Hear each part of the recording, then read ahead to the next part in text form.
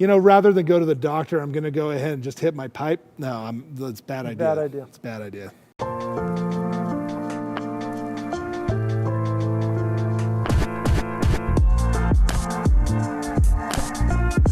Okay, so PTSD. This goes back to our CBD, THC.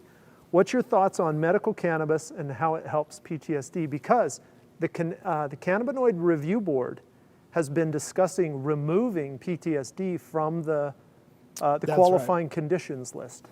And I think this is a discussion because high-dose THC can cause and commonly causes paranoia and increased anxiety if it's used too much, too high of a dose.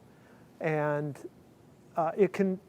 this is why I don't think anxiety is going to be added anytime soon to the list. But what are your thoughts on this? My recommendation to patients is always the more psychological the condition, the higher the CBD needs to be compared to the THC.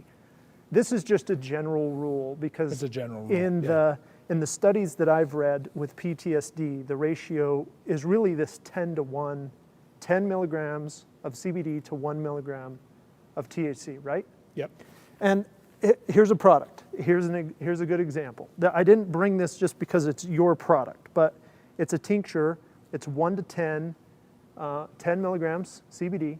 Why is this good for PTSD versus, you know, the straight THC vape cart?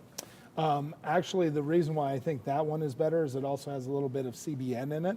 Okay. So first off, the THC is not going to be overwhelming. Look, you probably need to have some kind of stimulus with PTSD so that you're not jumping down rabbit holes in some way, shape, or form, right? Mm-hmm. And so you don't want your vision narrowing. You don't want to have these, you know, panic attacks and a whole slew of things. And so THC can stimulate dopamine as a way to start counteracting that. But having said that, one of the challenges is a lot of people who have PTSD are already on a whole bunch of other medications to affect depression or any anxiety or some of these other things.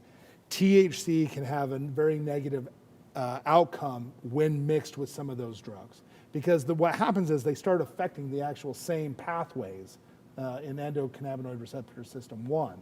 And if they're starting to affect those same things, you can get an enhancement, you can have them cancel each other out, and so you're not actually doing what you need to be doing. So THC is a struggle that way. CBD can help tap all of that down by basically filling up and getting rid of a lot of junk signals that occur in Endo 1. The second thing is the reason why CBN is probably actually more appropriate is CBN seems to have this neurological effect of calming.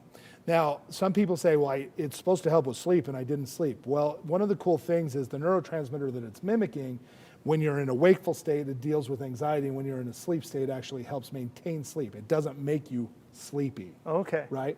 And so my recommendation for someone with PTSD is you should probably be looking at something that has CBN in it as well.